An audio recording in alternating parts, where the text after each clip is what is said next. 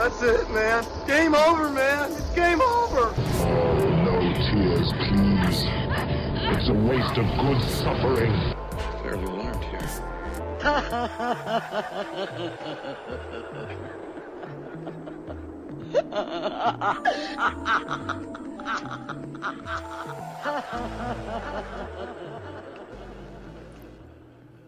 Welcome to MOTN Top 10, where we take a look at some of the brightest supernovas of the popular culture, and we count them down, going over our favorites and seeing which one will end up on top.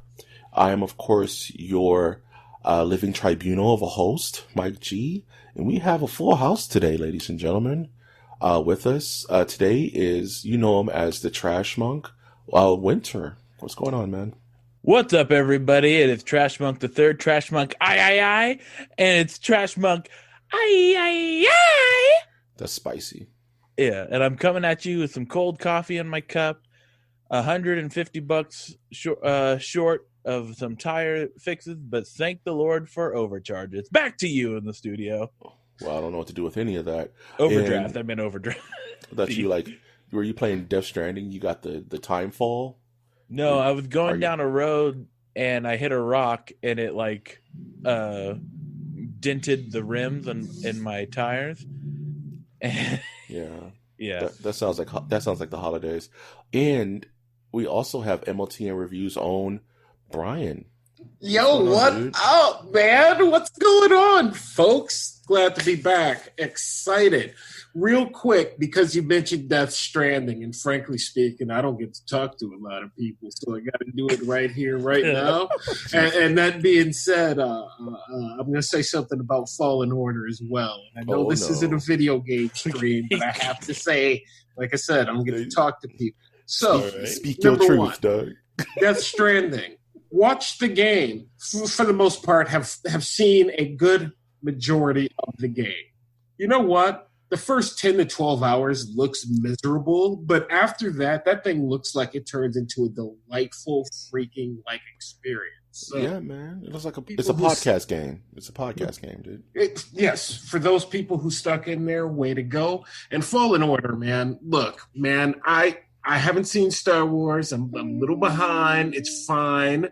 It's fine. It's the best thing on Earth, so I barely care about freaking Star Wars. But Fallen Order is a disappointment. People were losing their minds over it just because it had Star Wars. Like Episode 1 had Star Wars. No one lost their mind about that, did they? No. This game was like, stop. What game? I'm going to stop here very quickly. No one's saying anything, man. But I'm just watching a video on YouTube, right? But what game gives you the ability to only aesthetically change your primary weapon? So if you have a gun, let's say, and you pick up a magazine clip, it's a leopard print clip, but it's only a leopard print clip. It does absolutely nothing. Yeah, it's aesthetics, man. Minds. No, man, and this is full of just aesthetic nonsense. So, but Brian, you get multicolored ponchos, Doug. I'm so angry. Don't you want all the ponchos, Doug? You gotta collect them all. And I'm glad you followed up on Twitch. Guess what? I don't see anyone playing Fallen Order anymore. It's not that kind of game, man. Once you beat the story mode, it's over, dude. Dude, I still see people playing Dark Souls. Because Dark Souls, you can play in multiple different ways. Souls? You can you mean it has some variety? I'm not fighting you on this. All right.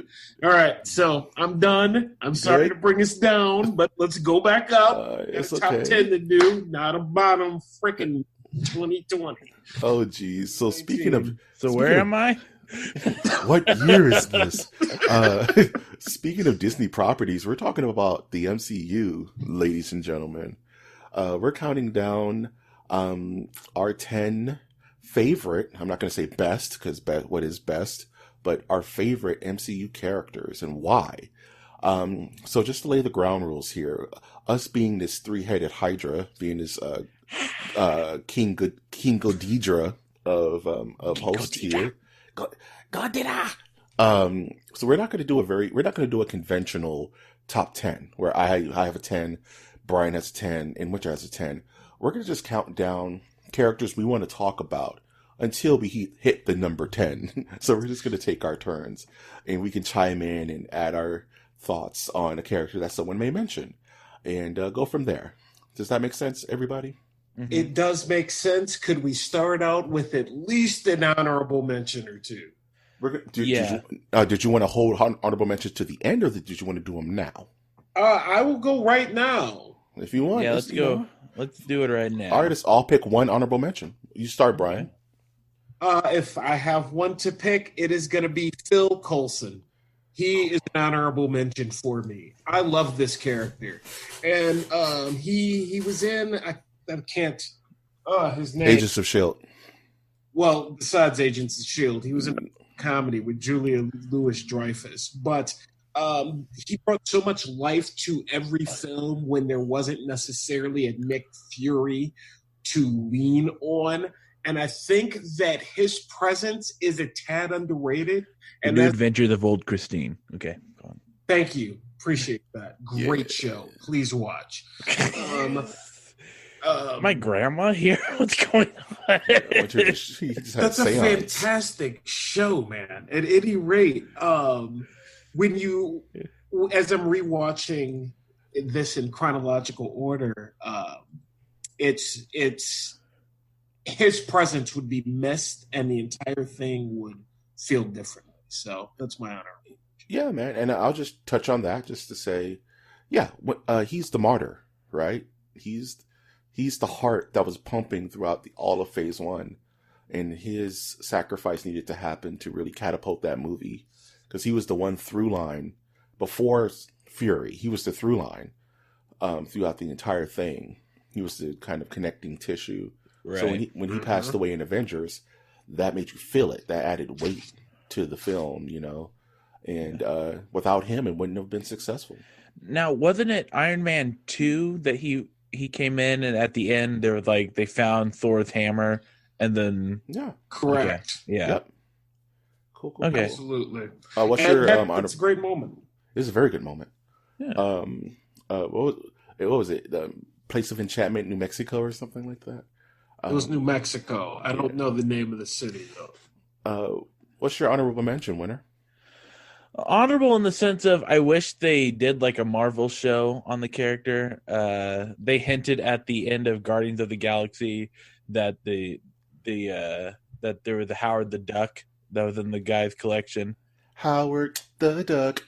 Sorry. So it's an honorable mention in the sense that I want a Marvel series on Howard the Duck. Howard the Duck rules. With Patton Oswalt voicing the duck or something like that. That would work. You already have my money. And I want to say that there is, and I don't want to be privy to false rumors or anything of that nature, but there's a Howard and the Duck series being talked about for Disney Plus, I believe. Yeah. Have it be like a detective series, man. Awesome. Oh, that'd be great. Wouldn't that be sweet, Doug? Be fantastic. I like Howard the Duck. Love Howard the Duck. No one can tell me anything about him. My honorable mention. Just gonna say War Machine. War Machine's my honorable mention. Because bringing the heat, man. James Rhodes, Iron Man, if you want to count T. Howard as the original War Machine, and thus Don Cheadle. I just think the character had a very interesting. You're going to hear me say this word multiple times in this list. He had a very interesting arc. Kind of his development as kind of being Tony's friend. No, not even Tony's friend. He was more Tony's kind of babysitter turned rival turned friend. You know, so I just think War Machine needs a shout out because he's one of the few people of color in the MCU that's been there from the beginning. So I definitely want to give a shout outs to him. That's my honorable mention. Fair enough. That's a great honorable mention list. I take those three in the battle. Dude, so beautiful. So let's start this list at our proverbial number 10. Number 10. So I'm going to ask Winner to pick a character. What's a character you want to talk about out of your list? Now, space this out, mind you, because we're going to have a lot of time to go over our heavy hitters. So if you want to lean more towards that, it's up to you. Okay. So number 10, it can't be someone that is like top tier, I think. You have to go second tier for this. I think I would put the character of Jeff Goldblum. Please say psych. Okay, no, I'm just kidding. You want to put Yeah, now you don't know either, huh? Yeah, because you threw me off. There's the Collector and there's the Grandmaster. You want to put on my list? I just Grandmaster. put Jeff Goldblum. Yeah, that is the Grandmaster. Okay, Because this is the thing. Because the Grandmaster, no one knows his name. They just know it's just Jeff Goldblum. Because it's pretty much in Thor Ragnarok, he takes over the role and does his thing. I would love to see that character like fleshed out more. I really liked his screen, and I think that's a good number 10. Just to like throw that out there. He's yeah. Okay. Yeah. And what's funny is that character is like cosmically powerful in the comics, and having to be played by whimsical Jeff Goldblum is hilarious, and he's kind of steals the movie a little bit, doesn't he? Yeah. Yeah. And this could be open to like the entire Thor Ragnarok film if you want to attack. But I really think that like maybe he could return in the next phase of Marvel since he's cosmic. I doubt for sure. I doubt Jeff Goldblum had a one-picture deal. Yeah. I'm quite sure you're going to see him floating around. Aren't we going to be seeing him again in Jurassic Park? What is it? 6? Yeah. Like here very Goldblum finds a way. Goldblum does indeed find a way, man. All right, Brian, what are you going to choose for the number 9? Well, if I'm going to choose a number 9, that's really funny. I'm just looking at my list right now, and I have 2 number 9s. That's really weird. Life finds a way. My number 9 is actually going to end up being the Hulk because he's the Hulk, and he should have been. The Hulk is disappointing for me because I have 2 lists. I have 10 list, and then I have a disappointment list and an honorable mention list. Hulk is the only person I found privy to put on both lists because what we got was amazing. Absolutely amazing. But what we didn't get, such as more depth from Banner after the original introduction in the Avengers, it left me sad, and Smart Hulk, Genius Hulk, what's his name? The Professor. Yeah. The Professor Hulk. I think that not that we've seen the end of Hulk, as apparently, who knows, but I think that's not like the best version of Hulk go out. I echo you because Bruce Banner didn't make my top 10 list. He didn't make my honorable mention, and it's just to kind of touch on it. It's because of what you mentioned. A lot of the characters on my list made a progression. A progression of character development, whereas Banner had a regression of character development. Yes, he very much did have a regression, and there was never really an explanation as why, but there's only so much time in a film, I guess. The cynical part of me is like, well, because Universal still owns the Hulk and Marvel kneecapped the character, but it's also because Universal still owns the Hulk and Marvel kneecapped the character. But I'll leave it at that. Okay. But if they've gotten rid of Captain America and Iron Man now, do you think that there's a spot available for more Hulk films? No, Marvel's going to put anything that they own flat out is going to get the heat. Nothing that's kind of a Spider-Man's not going to get a big push. Hulk's not going to get a big push because they don't own them. So those are 2 characters that are just out until they physically own them again. So it's a sad thing. It's a sad state of affairs. Marvel owns. But didn't they She-Hulk. say they were going to do another Spider-Man? Yeah, but they're still locked with Fox, though. Right. I mean, I'm sorry, with Sony. And I would be remiss without mentioning, as you're talking about the business end of this, like Disney owning 50% of the box office this year. That's a whole nother podcast, man. Absolutely Terrifying. bonkers. I don't want to. I can't even get into that right now, man. So, all right. All right. Go on. My number eight, deserves no doesn't need any introduction. I'm gonna go with Wanda Maximoff, the Scarlet Witch. Oh. I love this character in this series, just because she is the most unluckiest character. She's the tragic figure in the entire series.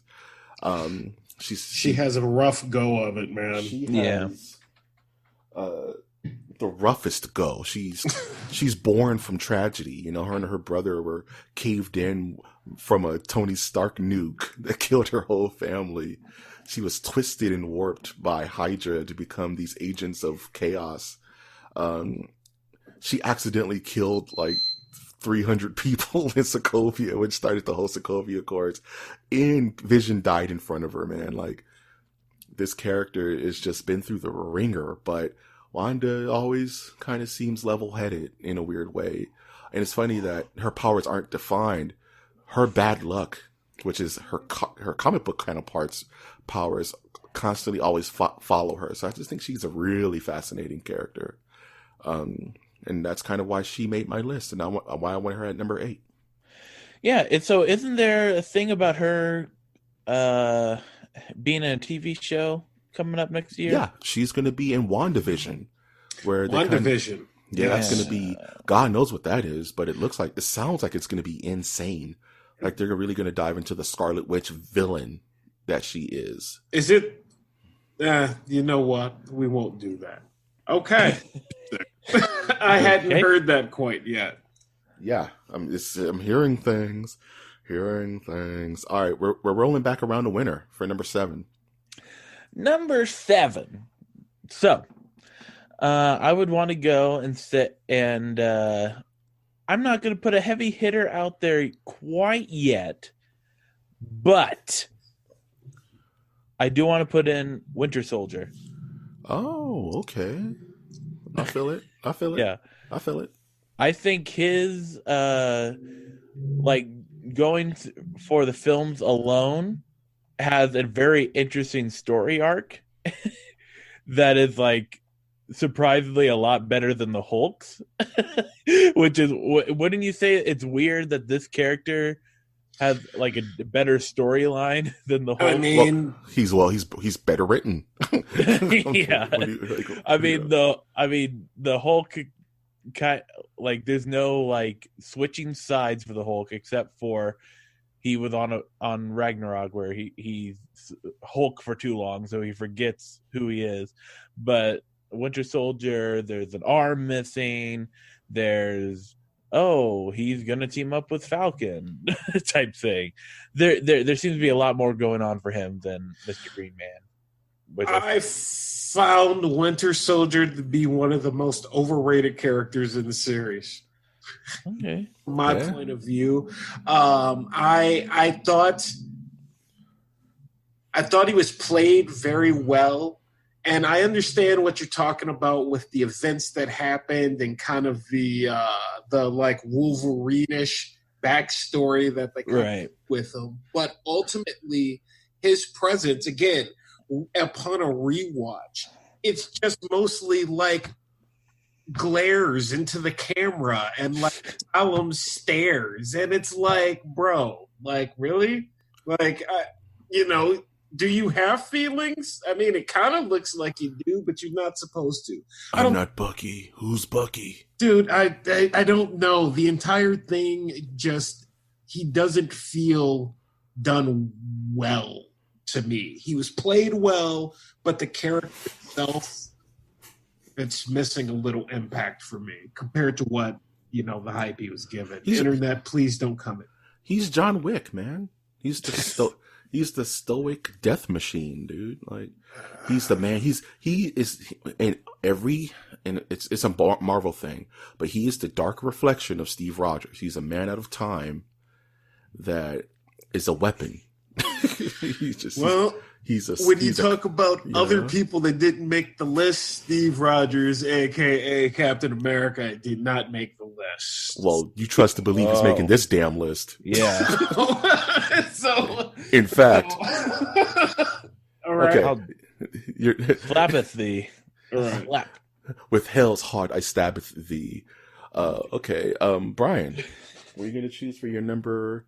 What are we on, 6? 6. We're on number 6, and so I'm just going to bring the heat. I'm going to go with Doctor Strange. Ooh, he was an honorable mention. Yeah. Honest to God, like the Doctor Strange movie, not the best movie. Mm-hmm. Ultimately, like it's a good flick. Don't get me wrong. I'd rewatch it like 6 times, but it's like, whatever. His presence in Infinity War and Endgame, I'm sorry, this dude is amazing. And they took him to the level that I had always thought of in Doctor Strange in my head.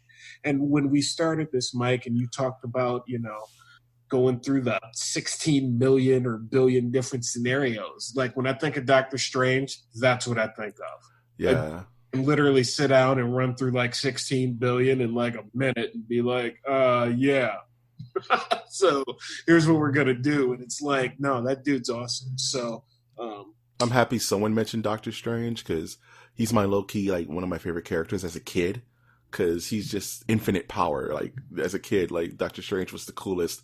Anytime he showed up in anything, it was cool. Like, when he showed up in the Spider-Man animated series, he showed up in X-Men. Absolutely. And when you got to see him on the screen in Infinity War going toe to toe with an Infinity Gauntleted Thanos, and he's keeping up with him, it's like it's the geekiest thing in the world. It's the best. So, and I know he had some help in Spider-Man and Iron Man in that scene, but for the love of God, no, it's him, dude. With Thanos, man, he's eating black holes and doing infinite, he's like teleportations. Black hole. Like I've never, my eyes. That is so much eye candy. Like if I could just watch that on repeat, I probably would. Just if we did like top 10 scenes of the MCU, it would be like my top 3. It's just everything I want. So, put it into my veins. Where are we? Number 5? 5. And that's me? 5. Yeah. Ooh, we're starting to get up there, man. I may have to start pulling out some of my heavy hitters. Yikes, doing it this way is hashtag hard cuts for real. Who do I want to mention that I don't think will be mentioned in this group without saving my big mention? So, okay. I'm going to mention Nebula. That's my number 5. What? Nebula from Guardians of the Galaxy. I really want to talk about this character. All right. Okay, Grandmaster, don't come at me. That was at 10. So hear me out. We're running out of space. What should we do? No, I really dig what they did with this character. So hilarious. I really did with it. Because his Nebula she is the quintessential kind of rival to Gamora, right? She is the sister that never got the attention from father, so to speak. She's always at odds with Gamora, who is just naturally talented. She's in anime terms, she's Vegeta, right? She's just Vegeta, and from Dragon Ball, she's never good enough. And her arc from Guardians 1 all the way to Infinity War, where you get to see the stark difference between current time Nebula and past Nebula, where she's still petulant, she's still uncertain, and she's just still like slavishly devoted to Thanos. You get to see like where the character really gone on a side by side dynamic, and that Endgame really solidified this character for me, just being just a fascinating case study.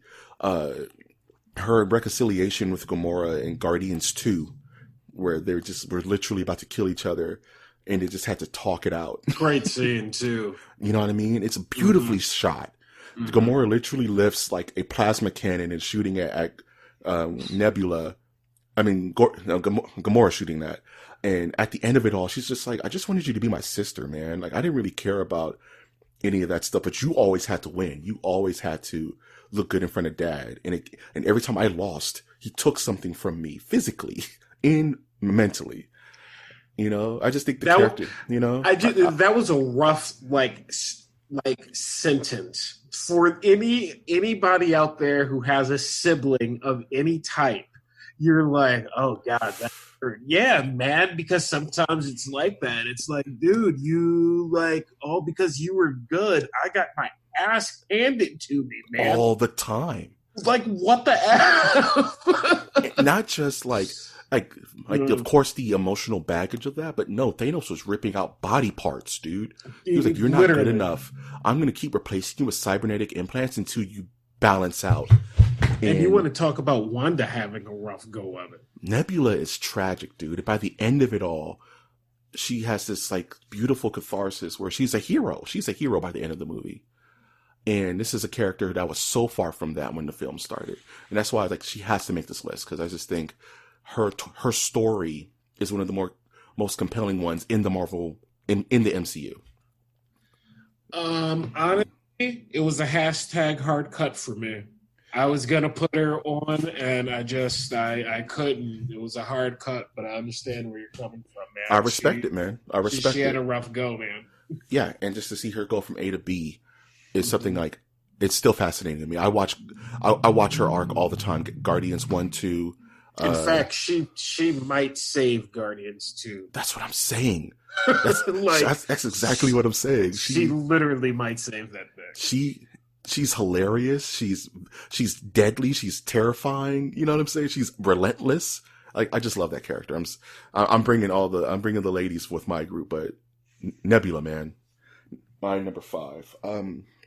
Number 4. Number 4. A winner. Boy, we're down to the 4, huh? So The Fantastic Four. Technically, that means I'm going to get number 1 as well. So choose wisely. Yeah. So now I'm just going to say it. Captain America, folks. Hey. Talk about him. So I like Captain America just in the sense of it seems to be so early Captain America, definitely propaganda type comic, for sure. Okay. Now with like hypercritical post X-Files generation, Captain America is kind of like, for the first movie was like an homage to like rootin' tootin', like what would you say, like buy war bonds type cartoons, I would say. But then when we go to the following Captain America, Civil War is next. Well, no, was it Winter Soldier that was next? Winter Soldier. Yeah, thank you. We start to see like some cracks where he might go against the grain, you know what I'm saying? And then Civil War, we have the him full going, break. Yeah, the full break, where he's no longer the like buy your war bonds type Captain America, but he's the I have a hyper code that I follow type person that goes beyond borders. Yeah, that's beyond nations. You know what I mean? Right. So It goes from no longer like a piece. It seems like Captain America, out of a lot of the other superheroes, seems to have a real bent at there's a message being thrown out there, but it could just be me reading into it. Nah, I echo the sentiment. Like, Captain America is number 2 on my normal list. Mm-hmm. Just because there's only one other character that has a better arc than Steve Rogers, the man out of time, you know, the always right, the perfect Captain America. But then he starts to see the breaks in our modern government, the breaks in modern like complacency of government.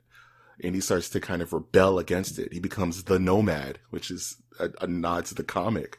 And he's just a fascinating, conflicted character who has every right to win, but he takes so many losses. You know what I mean? Throughout the MCU, he's constantly losing. You know, he's losing friendships, he's losing loved ones, he's losing battles, he's losing friends. But in all intents and purposes, he's perfect. So how does this happen? Right? And he lives with those L's. I'm a little biased because he's my favorite superhero outside of Batman, but I'm happy Cap got on this list, man. Good. I just want to say, upon the second watch, I hate him less this time than I did the very first time. That's okay. Series, so he comes along. The Church of Captain America always has his doors open for you, Brian. I hate America. That's fun. I was really he hates America when they do X-Men that I don't have to get that with Cyclops. Don't get me started on Cyclops. I understand, but if they do something very similar to Cyclops, I'm gonna have to tune out, man. Interesting that we haven't had an X-Men character yet. Well, we're sticking strictly to MCU, so that's why you haven't heard me say Daredevil or Kingpin or anything like that. We're just doing MCU film movies, cinemas. Yeah. Oh, number 4. Number 4, man. Who are you choosing for number 4? Number 3. I'm number 3. Oh, my number 3. I'm just gonna bring the heat. Yo, man, it's Thanos. I'm sorry. Like, this dude, he's my number 1, period, in the story. Thanos rules all.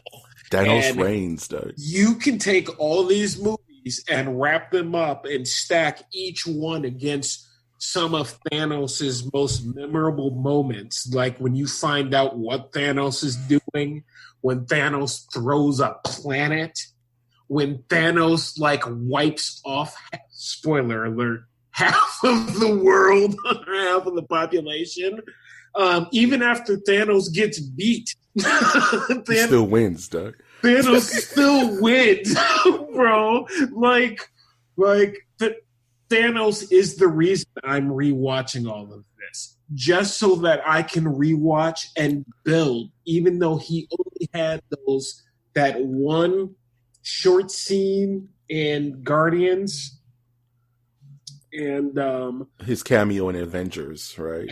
Avengers, and did he have another scene? I thought he had one more scene. No, that's all you saw him before Infinity War. Okay. No, he had another small cameo in Ultron where he said, I'll do this myself, and he puts the glove on. Okay, yes, that's the other scene, and that's the last movie I just recently watched, even though I was watching some video of it. Watched it a second time, did not remember it, and I literally just watched that movie, and I was like, "That happened, dude." Thanos to me, it's not so much about his arc, but it's about his presence. Presence stacked against any other one of these dudes, with the exception of freaking Robert Downey Jr. as Iron Man. Sorry, he wins. And we were talking about Star Wars earlier. You say Thanos, and he's just, in the best way possible, mind you, not in a negative. He's the Emperor, right? Mm-hmm. He's this character that's on the periphery of the entire story, right? But once you finally get to, I haven't seen Star Wars, by the way. He's never seen Star Wars ever. Wow. No, I mean the new one. I know what happens, but I haven't seen it. So maybe I've seen it. Okay, don't say anything. No, we're good. We're good. I'm just mentioning him because he's on the periphery of the story, and once you finally start to see him, he has such an impact on the story immediately, right? Once you actually go to Infinity War, you got to see Thanos in the gravitas flesh. Of it all. Just... What does he accomplish in the first 10 minutes? He kills Heimdall. Spoilers. He mops the floor with Hulk, humbling him. Thor is already destroyed. He kills Loki, and he gets what he wants and breaks out. Who's stopping that? At manhandled Hulk, and my mouth was on the floor, and I was like, "Wait, whoa!" And the comic nerd in me was, you have to understand, I was analyzing that scene with a fine-tooth comb. The comic nerd in me, I was waiting to be like, nah, he can't do that. But truthfully, yeah, Thanos can do all that. It's all comic accurate, dude. There's no hyperbole to what he was doing. Ever. It's all comic accurate. So I'm happy you put Thanos on the list because he didn't make my list, sadly. But yeah, that's a good pick. That's a very good pick for our number. What is this, number 2? Number 2? No. You get 2. Yeah, you did too. I'm number 1. Oh no, I didn't get another one. You're right. Winner. You get one more. Oh, we're on number 2. Oh yeah, we Number two. we were just talking about. Okay, so Thanos was number 3. yes. Okay. Oh, okay. I'm trying to keep track of this in my brain.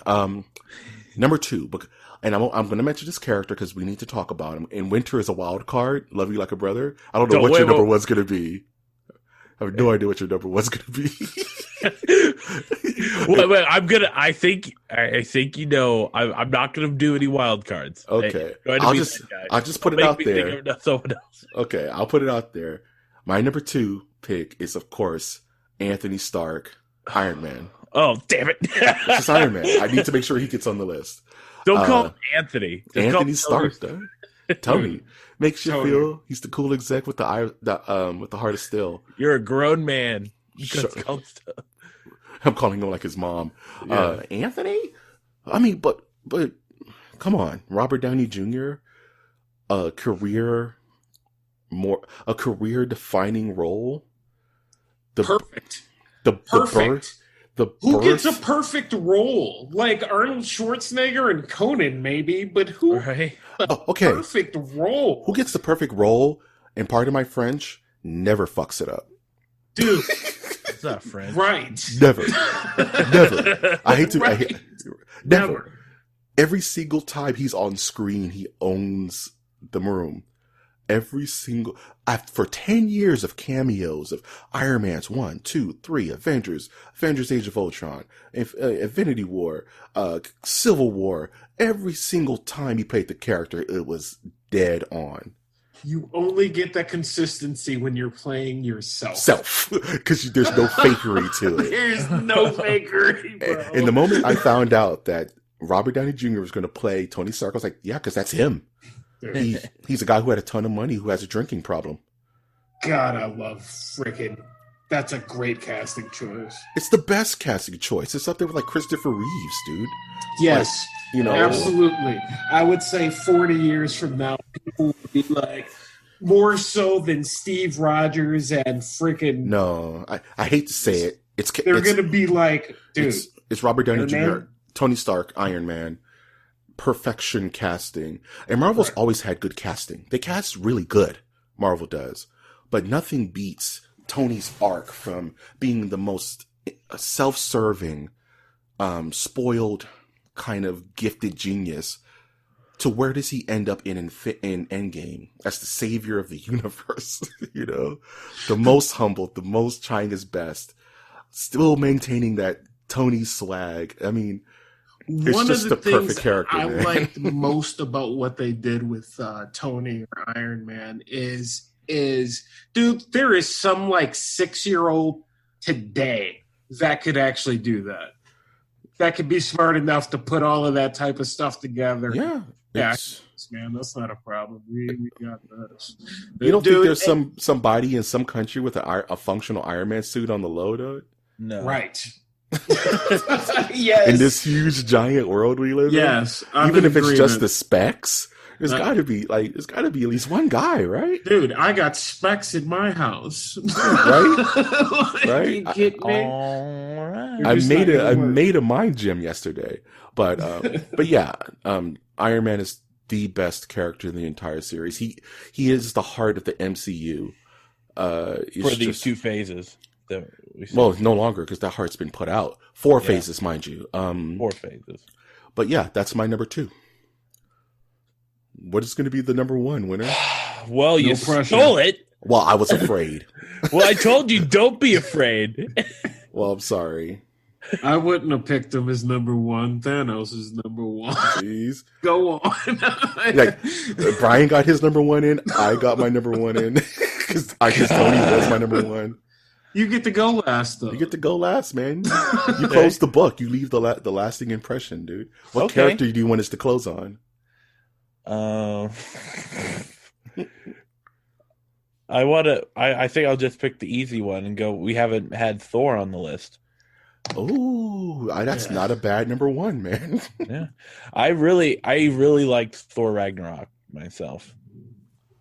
I I mean, Thor. I was told that we were just I can't pick Punisher Warzone or Punisher as like if we were gonna do films. I had those on my list, but Thor, man, like Thor.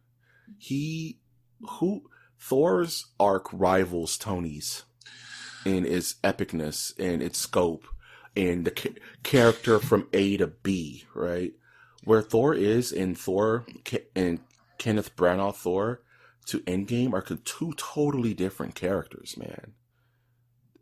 Totally different character, tonally different. I like what they did with Thor. I have no issues with it. He did not make my list. He did not. But I will say Heimdall did. And he was actually my number 10. And the reason Thor was such a centering presence around this series, he was much like Tony in every movie. So there was a whisper of him, there was a scene, there was talk, those people looking at the sky. He was a very centering moment. And when it came to just, they didn't go to Hulk. You know what I mean? They didn't go to Hulk. So they gave Thor not only the character part, but they made him the central badass. This is taken out menus. Like he goes up against the Viking, the Ice Viking. And what's he doing? He's literally out there having fun, just whirling his hammer around. He's just knocking fools around, laughing. That's Thor, man. Winner. They did a good job. Winner, what are your thoughts on Thor suffering from PTSD? I think that's part of what I mainly liked when Thor got fat. Hashtag fat Thor, dog. Yeah. And it wasn't even that fat, to be honest with you. I'm fatter than Thor. Yeah. What is that supposed to tell you? You're fatter than a god. Jeez. I'm in the same boat. But folks, I like the route the Thor movies are going, in a sense of where they're hamming up the cartoonish value of it. You know, I can't. How do you pronounce his name? Waititi? Taika Waititi. Waititi. Mm-hmm. Yeah, his directing style. I was hesitant at first for a Marvel movie, but it fit perfectly. And he's not afraid of having other directors on set for Thor for film, so that they can kind of work together to make a functioning universe, which I thought was awesome. Dude, it was very hard to make. They grounded Thor, and I was just going to say that. Talking about the very first Thor, because second Thor was just not good. We don't talk about the Dark World. Good. That's fine. Dude, it was. I tried. I'm like, all right, watch this again. I'm sure it's not that bad. No, it's terrible. And that very first Thor, they grounded something so fantastical in such a way that you're like, no, this is good, man. This is how it is. This is freaking Asgard, right? But yeah, I think that was a great feat in the comic book world. 100%. And what Marvel does really well, and just to go back to Winter's sentiment about the cartoonishness of Ragnarok, the slapstickness of it, is that Marvel reminds you really fast of the reality of situations. And I want to name a character we haven't spoke about on this list, which is Spider-Man. And how Spider-Man is this whimsical, joke-cracking hero that can do amazing things, but they always remind you in certain scenes that this is a child on a battlefield, and he's crying, and he's vulnerable, and it sucks you right back down. Spider-Man's dying, Earth. Mommy! Spider-Man's not dead. No. That's a joke for other podcasts, but yes. But Thor, like you said, in Ragnarok, he's cracking jokes. He's hilarious. Chris Hemsworth needs to be a bigger star. He has such good chemistry. But there's a scene, and I think it's in Infinity War, that grounds Thor all the way back, and it's when he's talking to Rocket, and he's like, "Yeah, my dad was murdered by my sister. My mom was murdered in front of my eyes. My brothers died twice in my arms. My people, who I've recently become king to, have been scattered to the winds. So I can't possibly be afraid if I have nothing else to lose. And it's just like, shit. Like, it's Thor just brings you right back down to under all that bravado and smoothness. He's just this tortured character whose only chance at revenge was faulty because he made a split-second bad decision. And it messed him up so much that he just stopped heroing. He chilled at the house and played Fortnite with his homies all day for 5 years straight. Like, I'm good. You can tell he didn't swing that hammer once after that, you know? And it just makes a fascinating character, you know? Characters with layers, you know? And Thor made my top 3 because of that. Because he's one of the more layered characters in the MCU.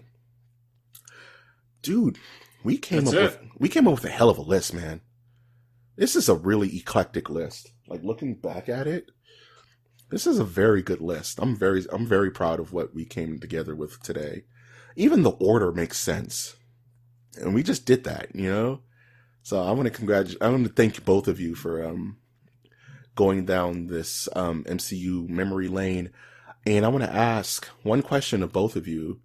If there is a character that you want in the next 10 years of Marvel films to get the Iron Man rub, the Thor rub, the Thanos rub, Brian, what character do you want in the next 10 years of Marvel to really stand out and be awesome? Doctor Strange. You just want more Strange? I want to see Strange do more Strange-like things, but I will say, as a counter to your question, that the most disappointing character in the series, and one I think they could have did way more with, was Hawkeye. There's plenty of Hawkeye stories to tell. He's getting a TV show. I mean, okay, that's fine, but in the movie, whatever. Go on. Whatever. This is what I want. I want a Disney Plus show of a young Nick Fury that also talks about the origins of S.H.I.E.L.D. So it'll be like Nick Fury doing stuff, but like a side story is the creation of S.H.I.E.L.D., or it could show like a bunch of like other Marvel lore that's tied. You know what I'm saying? Yeah, there's precedent for that. Young Nick Fury chilled with the Punisher. He had his own version of Avengers in the 70s. Right. He's lived a very interesting life. So, like, a past version of Nick Fury would be excellent, you know. But the weird thing about that is he didn't start getting into cosmic shit apparently until the 90s with Captain Marvel. So he'll have to deal with other like more grounded stuff. But that'll still be dope. But it would be Disney Plus. It doesn't have to be part of the cinematic. Nah, film. Disney Plus is the cinematic now. They're not merging. Not yet. Guys, I have one name, 2 words. Dr. Doom. Orlando Jones. Okay. Orlando Jones. I want Dr. Doom. I want Doom. They are making a movie, right? Eventually. Yeah. I want Dr. Victor Von Doom to be the villain. I want him to be the Thanos. Yeah, of the next 10 years. With that. That'd be fine with that. Is the most, outside of Magneto, mind you, he's the most fascinating villain in comic book history, in my humble opinion. He's so conflicted and layered and evil, and Doom fights everyone. Doom fights Spider-Man. He fights the X-Men. Of course, the Fantastic Four. He fights the Avengers. He's a cosmic threat. I mean, if we're going down that road, that's what I'm saying. Like the next 10 years, like what the character? Next 10 years, like Doctor Doom is the one that has like the master plan. But I would love to see a Green Goblin somewhere in there. Ooh, that's a good one too. This is the freaking Goblin, man. This is my initial question. That's the real question I'm asking. Not anything that's established. What character that is not a household name do you want to be the next Iron Man, the next Thanos, the next personally Loki. Namor, but it's never gonna happen. But yeah, there's a main characters that I know that they've been holding back for whatever reason, and it's like, no, where are these characters? Silver Surfer, man. Silver Surfer. Wolverine. I would love to see a new Wolverine. Yeah, that'd be cool. You know, Maybe like, you want to do Wolverine v Hulk. I'm fine with that. dude, like Winter's idea, right? You have Wolverine. You have a Disney Plus show of Wolverine throughout the ages, fighting heroes from all generations. Each season would be a different decade. Dude, Wolverine during World War II fighting with Captain America. Wolverine in the 70s during the crack epidemic. During the crack epidemic, fighting with Blade. Make Blade a Flyweight with Freeway Rick. Damn. You're diffusing my hype, is what you're doing. On that note, it's been a fantastic time. Thanks for having me. As Brian grabs his hat and jacket, he's just walking out the podcast. But yeah, well, a guy has to go to the restroom. So hey, man, I feel you. When you gotta go, dude. Anywho, where can we find you, Brian? Plug it up. You can find me on Twitter at Brian J. Wash and eBay at Wash's Shop. Buy his stuff, man. He has Marvel stuff sometimes. Guys, you just bought a bunch of stuff. You don't have to buy anybody's stuff. That's just what you can find. Do it. Later. Oh, man. Where can we find you, Winter? You can find me on Trash Monk the Third at all your favorite social media sites. Maybe TikTok. I don't know. Maybe. Oh, look at the youngster among us. Yeah, man. I'm kind of a big deal. Anyways, I'm on Twitter, Instagram, Facebook. Check me out. Look out for that MOTN TikTok. Dude. And you don't stop. You can find me on St. Louis Rolling on Dubs. You can find, of course, you can find the channel on Twitter. That's at MNerdiverse. Help us reach 1900 before the end of the year. Huh? Talk about the Patreon real quick. Patreon.com/MOTN. Give Toss us money. Toss a coin to your nerds. Toss a coin to Somebody's been watching The Witcher. Okay. That's enough. That's enough. Thank you both for being on the show. Thank you for listening. Me. It's been a blast. Yeah, man. If this is your first episode, I firstly would like to thank you and welcome you to the Nerdiverse. And check out our other stuff on MasterNerdiverseCast.com. That's our website. And you'll find all of our archived episodes. I've, of course, been your host, Mike G. And I will always ask you to look towards the skies. Look towards the skis. Look towards the skies and see.